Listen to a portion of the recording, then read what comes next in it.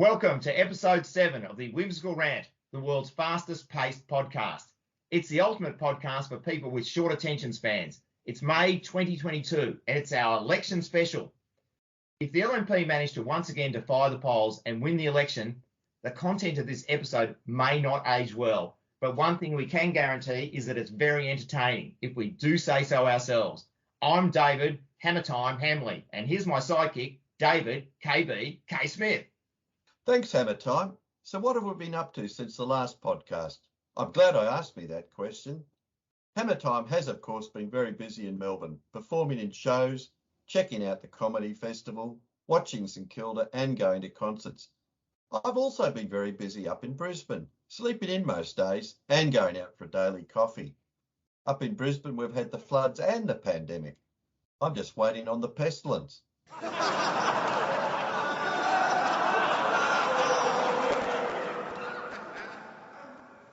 And there have been a few flights between Melbourne and Brisbane. I call it my reenactment of planes, trains and automobiles and sky buses.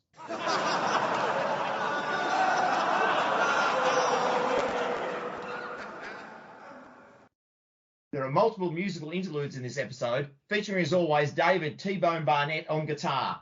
They include an ABBA parody about Scomo and a song dedicated to the two dreaded C's at United Australia Party, Clive and Craig. Anyway, sit back, relax, and let us entertain you. Let the rant begin.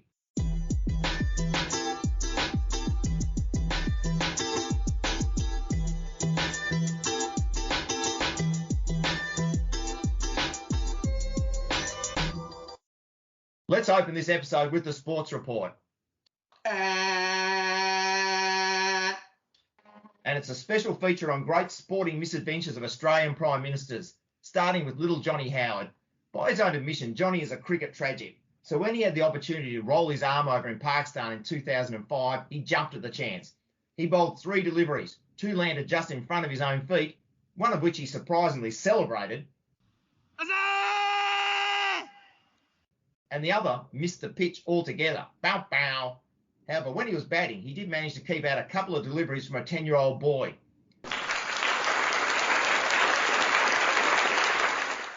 And there was another former PM who fancied himself with the Willow, Bob Hawke.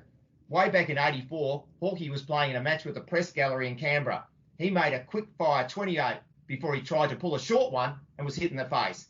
His glasses were broken, and the next day he said, "I'll tell you what, any boss who sacks anyone for not turning up today is a bum." Hammer Time, actually, I think Bob said that after the America's Cup win in '83. And that's a pretty dodgy Bob Hawke impersonation. You're right, of course, KB, on both counts. I just wanted to recreate the moment when the nation stopped to celebrate a group of extremely wealthy people winning a yacht race, one of whom ended up in jail. You are under arrest. But now let's get back to our great sporting misadventures and our current PM, Slow-Mo. We all know that he loves his stage photo opportunities. Recently, he decided to shoot some hoops with a group of kids at a basketball stadium. What could possibly go wrong? There's a basketball scone.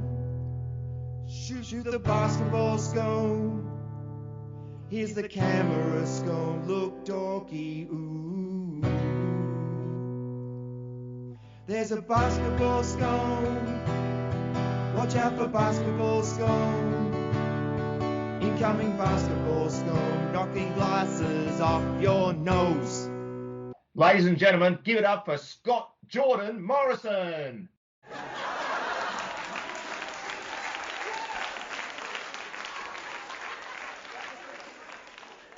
Bring the siren, KB.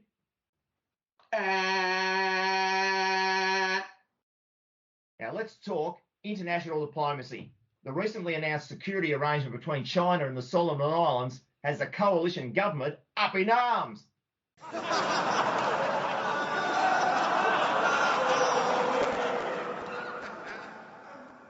And you don't mean the arms that hang by our side, do you, Hammer Time? No, KB, I am of course referring to weapons and armaments, the drugs of choice of Peter Dutton.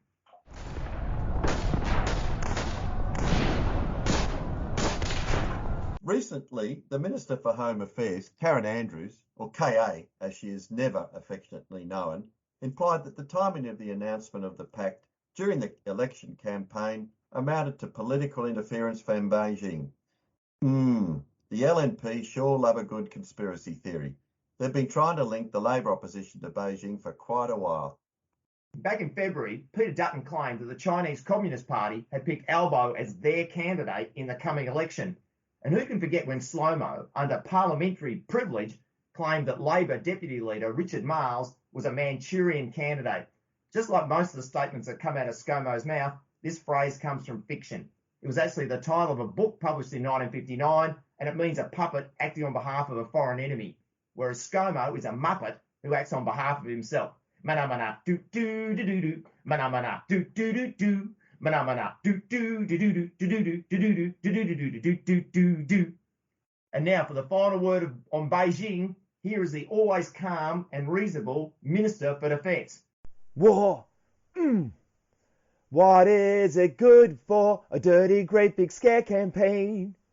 War. What is it good for? Might just get us re-elected.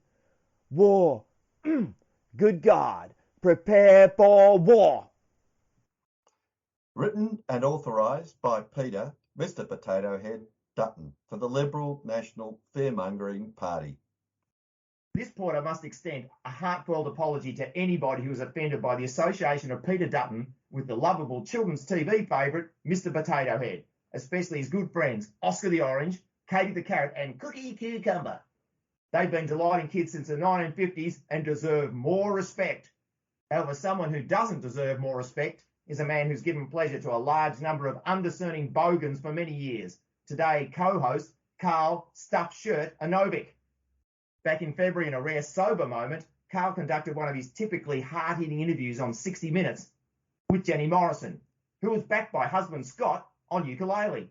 He performed a somewhat underwhelming version of April Sun in Cuba with reasonable ukulele playing but appalling singing.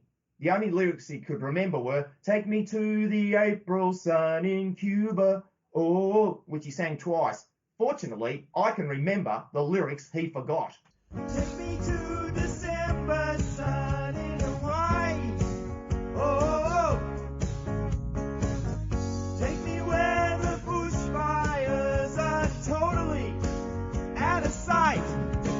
Out of sight. Out of sight. Take me to December sun, come on, take me. Take me to December sun, can he take me to December sun, QAnon awaits me. Take me to December sun. Take me to December sun. Ah, the memories. On the same day Scomo was shamed into coming back to Australia, his QAnon buddy arrived at the resort where they'd been staying. Scomo apparently had no idea that his extreme right-wing conspiracy theory friend was coming over. What a coincidence. And when he arrived back, Scomo made his iconic statement, "I don't hold a hose, mate, but I can tell you someone who does," former Liberal Prime Minister Tony Abbott. While Scomo was basking in the sun in Hawaii, Tony was fighting raging bushfires south of Sydney. In 2020, Tony was awarded an Order of Australia for services to the community.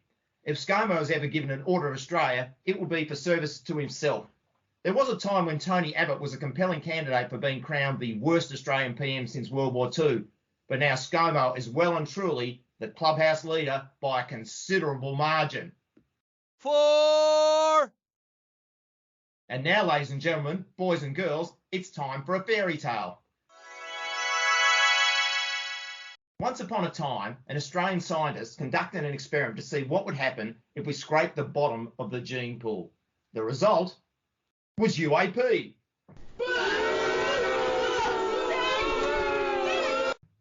That's the United Australia Party, led by two degenerates of the highest order, Clive Palmer and Craig Kelly. In a recent urgent message from Craig Kelly that appeared in my letterbox, he made the interesting claim that if elected, the UAP will introduce a maximum interest rate of 3% per annum for all home loans, fixed for 5 years. KB, I think it's time for a UAP fact check. Is this fixed interest rate possible? No, Hammertime, they haven't taken into account inflation, demand for housing, Reserve Bank monetary policy, or the fact that both he and Clive have no substance whatsoever. Oh, you really know your economic theory, KB, and you're an excellent judge of character. Impressive stuff. Anyway, the UAP are running candidates in every electorate at the upcoming federal election. Most of them are anti-vax campaigners. And one of them is also an Elvis impersonator, Dean Vegas. Viva Dean Vegas. Viva Dean Vegas.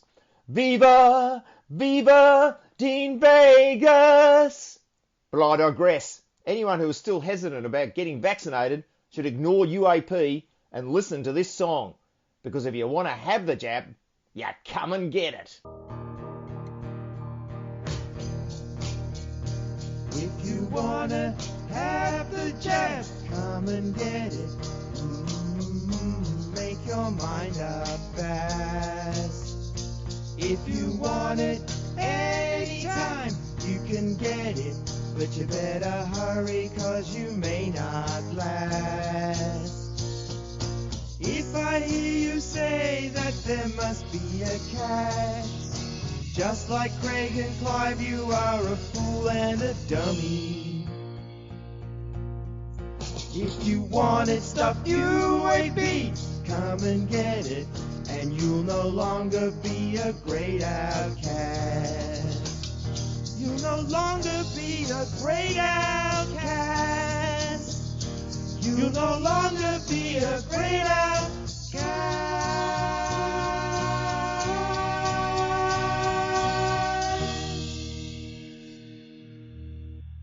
Ladies and gentlemen, put your hands together for Hammer Time and David T-Bone Barnett. Oh, there's nothing better than a self-indulgent round of applause, and there's nothing worse than the Morrison government. On the tragic day that the LNP won the federal election back in May 2019, Scomo exclaimed, "How great's Australia?" If you read between the lines, what he was really saying was, "How great's backstabbing? How great's bullying? And how great's lying?" With that in mind, with the election only days away, we're going to leave you with what we hope is going to be the final musical tribute to Scott Morrison, Prime Minister. It's a reworking of the ABBA classic Dancing Queen, and it once again features my good friend, David T-Bone Barnett on guitar. It's called The Great Has Been.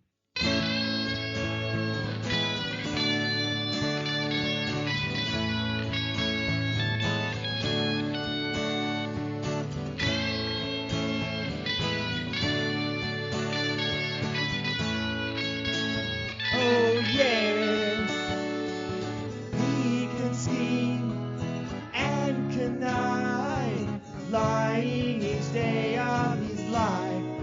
Ooh, he's corrupt, not squeaky clean, removing the great has been. Let's rock. Get down, it's election night and the lights are low. Scomo, it's time to go. Play the triumphant music, getting in the swing. Goodbye, repulsive thing. Everybody should hate this guy. Couldn't be genuine if he tried. Loves my bothering music, thinks fully is fine. He is a boil we must lance.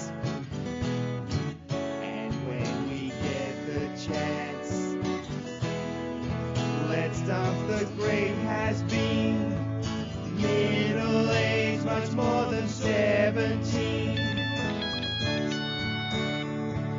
Great has been. Plays ukulele, not the tambourine. Oh yeah. He has fun.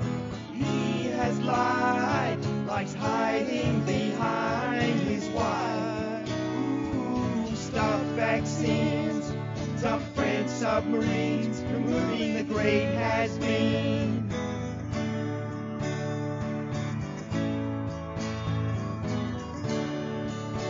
Removing the great has been.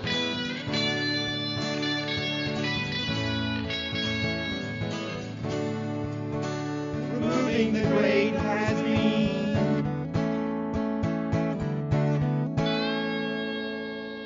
We hope you enjoyed the 7th episode of the Whimsical Rant. We look forward to your listening company again for episode 8. P.S. Please subscribe so we can feel the love, baby.